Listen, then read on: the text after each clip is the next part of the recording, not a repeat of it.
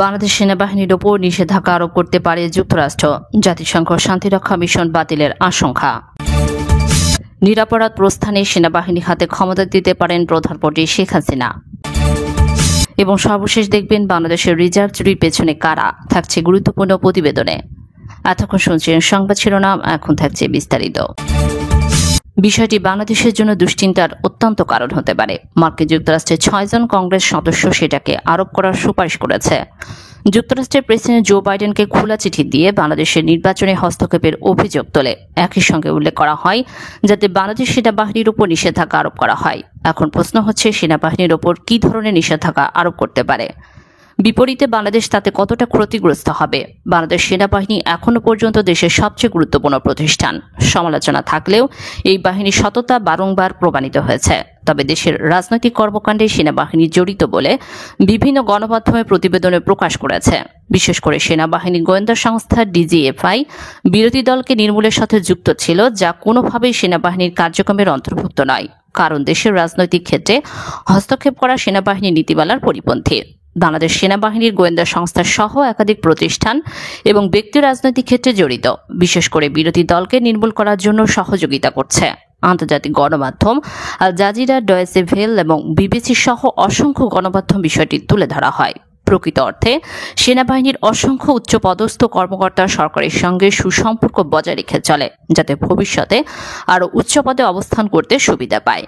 কারণ সেনাবাহিনীর সকল উচ্চপদস্থ কর্মকর্তাকে নিয়োগ দেয় প্রতিরক্ষা দপ্তর, আর এই মন্ত্রণালয় সরাসরি নিয়ন্ত্রণ করে প্রধানমন্ত্রী শেখ হাসিনা। কারণ প্রতিরক্ষা দপ্তর বাংলাদেশের সবথেকে গুরুত্বপূর্ণ মন্ত্রণালয়। সুতরাং সেনাবাহিনী যদি রাজনৈতিক ক্ষেত্রে জড়িত থাকে, এর জন্য অবশ্যই সরকারকে দায় নিতে হবে। বিশেষ করে বিরোধী রাজনৈতিক দলের অনেক নেতাকর্মীকে গুম এবং হত্যার সঙ্গে জড়িত থাকার অভিযোগ উঠেছে সেনাবাহিনীর বিরুদ্ধে। এই বিষয়গুলো তুলে ধরে নিষেধাজ্ঞার আহ্বান জানিয়েছে মার্কিন যুক্তরাষ্ট্রের 6 জন কংগ্রেস সদস্য। একই সঙ্গে উল্লেখ করা হয়, সেনাবাহিনীর উচ্চপদস্থ একাধিক ব্যক্তিকে নিষেধাজ্ঞার আওতায় অন্তর্ভুক্ত করতে হবে।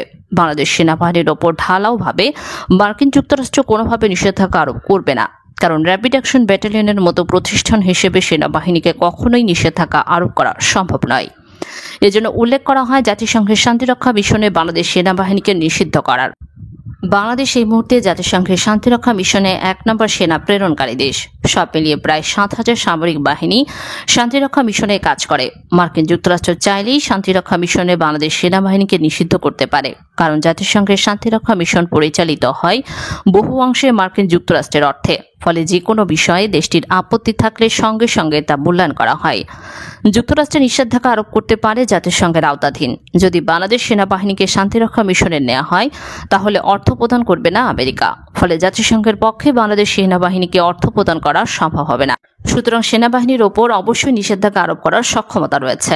বাংলাদেশ সেনাবাহিনীর ওপর এই ধরনের নিষেধাজ্ঞা আরোপ করলে সেনাবাহিনীর ওপর বড় ধরনের প্রভাব পড়বে, কারণ শান্তিরক্ষা মিশন থেকে প্রতিটি সৈনিক অর্থনৈতিকভাবে স্বাবলম্বী হওয়ার সুযোগ পেত। এটি বদ্ধ হলে সেনাবাহিনীর ভেতর ক্ষোভের সৃষ্টি হবে। এছাড়াও সেনাবাহিনীর উচ্চ পদস্থ কর্মকর্তাদের ব্যক্তিগতভাবে নিষেধাজ্ঞা আরোপ করতে পারে, বিশেষ করে যাদের নাম বিভিন্ন অসৎ কর্মকাণ্ডে যুক্ত। এই ক্ষেত্রে সেনাবাহিনীর সাবেক এবং বর্তমান অনেক কর্মকর্তা এই তালিকায় স্থান পাবে। এক কথায়, বাংলাদেশ সেনাবাহিনীর ওপর নিষেধাজ্ঞা আরোপ করলে দেশের পরিস্থিতি নিয়ন্ত্রণে রাখা কঠিন হবে। তবে মার্কিন যুক্তরাষ্ট্র এই ধরনের নিষেধাজ্ঞা ভবিষ্যতে আরোপ করতে পারে, এই বিষয়ে সরকার হয়তো আগামী ধারণা করেছিল, তাই ভবিষ্যতের কথা মাথায় রেখে বিকল্প পন্থা অবলম্বন করেছে। জাতিসংঘ শান্তিরক্ষা মিশনের পরিবর্তে অন্যান্য বিভিন্ন দেশের নিরাপত্তার কাজ করবে বাংলাদেশ সেনাবাহিনী। বাংলাদেশের প্রতিরক্ষা দপ্তর ইতিমধ্যে আরব বিশ্বে অনেক বড় অবস্থান অর্জন করতেও সক্ষম হয়েছে, যার আওতাধীন সহজেই 5 থেকে 7,000 সেনাবাহিনী মোতায়েন করতে পারবে। জাতিসংঘ শান্তিরক্ষা মিশন থেকে যে পরিমাণ অর্থ পায়, যার দ্বিগুণ অর্থ পাওয়া সম্ভব, তারপরেও শান্তিরক্ষা মিশনে বাংলাদেশ সেনাবাহিনী যে ধরনের সুনাম পাচ্ছে, তা কোনোভাবে অন্য দেশের নিরাপত্তা কাজ করলে অর্জন করা সম্ভব নয়। বাংলাদেশ সেনাবাহিনীর ওপর নিষেধাজ্ঞা আরোপ করলে যুক্তরাষ্ট্রের সমরাস্ত্র ক্রয় বন্ধ হবে। এছাড়া বাংলাদেশ সেনাবাহিনীর সাথে মহড়ায় অংশগ্রহণ করতে পারবে না, কারণ নিষেধাজ্ঞা প্রাপ্ত বাহিনীর সাথে মার্কিন যুক্তরাষ্ট্র কোনোভাবে নিজেদের অবস্থান ভাগাভাগি করতে পারে না। এটি যুক্তরাষ্ট্রের নীতিমালার পরিপন্থী।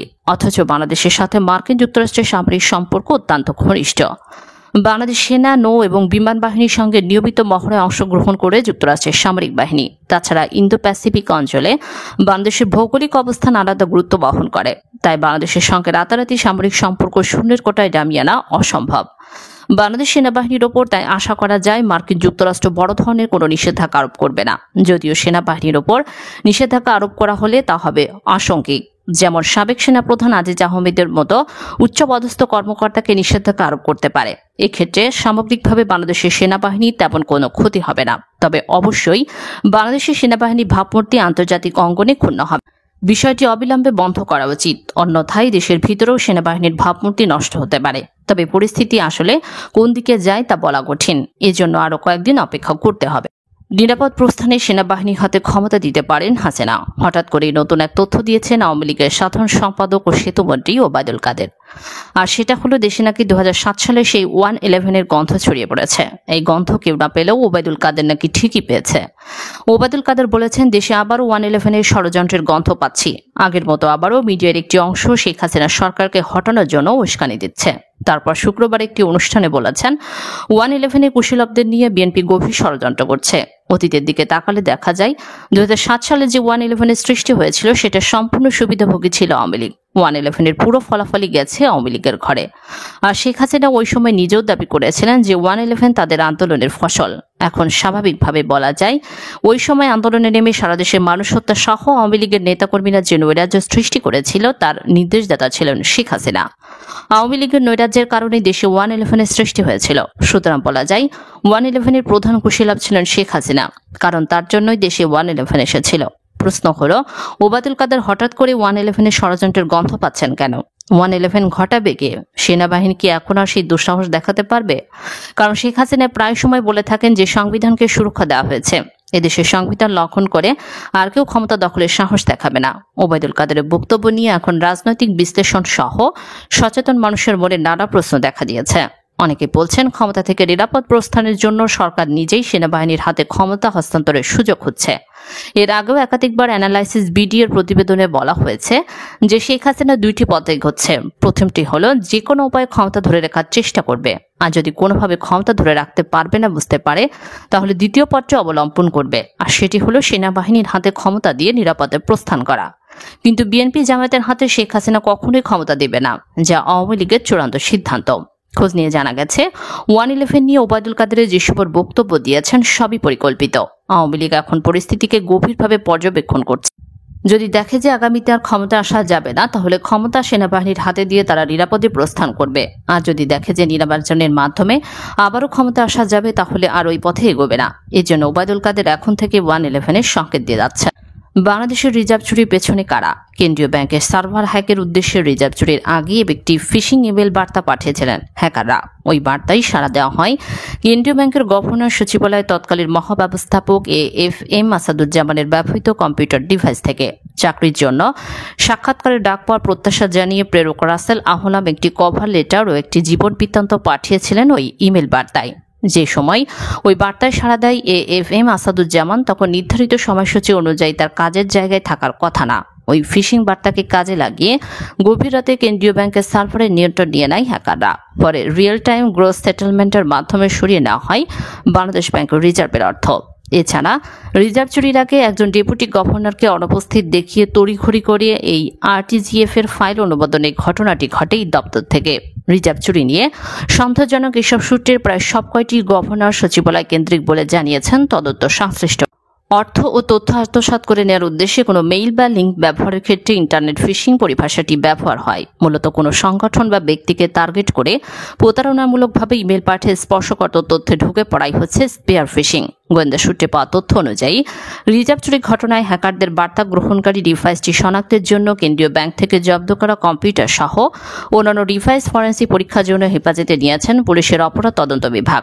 পাশাপাশি অধিকতর ফরেন্সিক পরীক্ষার জন্য কেন্দ্রীয় ব্যাংক গভর্নর সচিবালয় থেকে জব্দ করা ডিভাইসের নমুনা সংগ্রহ করে নেওয়া হয় যুক্তরাষ্ট্রের ফেডারেল ব্যুরো অব ইনভেস্টিগেশনের ল্যাবে। কয়েক দফায় এসব নমুনা পরীক্ষার পর সংস্থা নিশ্চিত হয় যে রাসেল আহলাম নামে হ্যাকারদের পাঠানো ফিশিং মেলটি সর্বপ্রথম ক্লিক করা হয় যে ডিভাইস থেকে, সেটি বাংলাদেশ ব্যাংকের গভর্নর সচিবালয়ের কর্মকর্তা এফএম আসাদুজ্জামানের। তিনি তখন কেন্দ্রীয় ব্যাংকের গভর্নর সচিবালয়ের মহা উপস্থাপক এবং বাংলাদেশ ব্যাংকের সহকারী মুখপাত্র হিসেবে দায়িত্বে ছিলেন।